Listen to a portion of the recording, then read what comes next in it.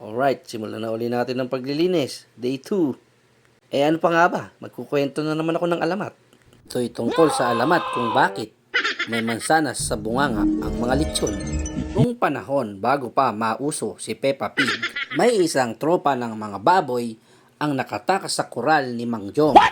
Ang kanilang mga pangalan ay sina Oink Oink, Nyork Nyork at Gwark Gwark.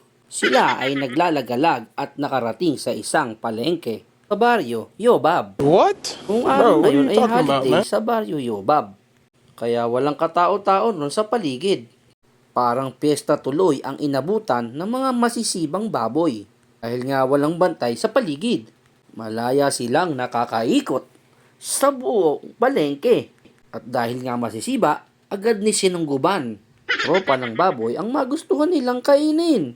Si Gwark Gwark ay kumain ng siniguelas, bayabas at saka santol. Si Ngork Ngork ay ngumasab ng lansones, rambutan at saging. Palit ang pinakasiba sa lahat ay si Oink Oink. Hindi ito ngumunguya, ngasab lang ng ngasab. Lunok lang ng lunok. Tinira nito yung isang buong pakwan. Ang buong pinya, isang buong papaya at ang pinakahuli ay mansanas. Nung sandaling iyon, nagkaroon ng sunog sa palengke. Palengke ng baryo Yobab. Agad na tumakas sinang Ngork Ngork at Gwark Gwark. Hindi alintana ni Oink Oink ang pagtalilis ng mga katropang baboy dahil sa sobrang dami ng kanyang nilalaklak. Tapos ang lalaki pa. Habang nasusunog ang paligid, bumalas sa lalamunan ni Oink Oink ang pinya.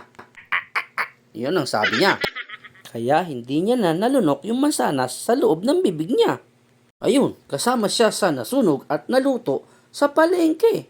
Nang magdatingan ng mga tao, naamoy nila ang masarap na aroma ni Oink Oink. Nakita nila ito na may mansanas pa sa bibig.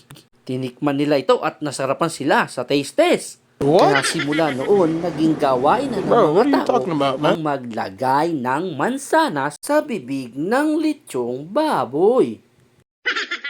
At ayun, diyan nga nagsimula ang alamat kung bakit mayroong mansanas ang lechon sa kanilang mga bibig. Ayun, nagsiga na nga ako para hindi na kumalat yung ibang basura. Tsaka hinihingal na rin ako, kaya abangan nyo na lang uli yung part 3. Hanggang sa muli, bye-bye!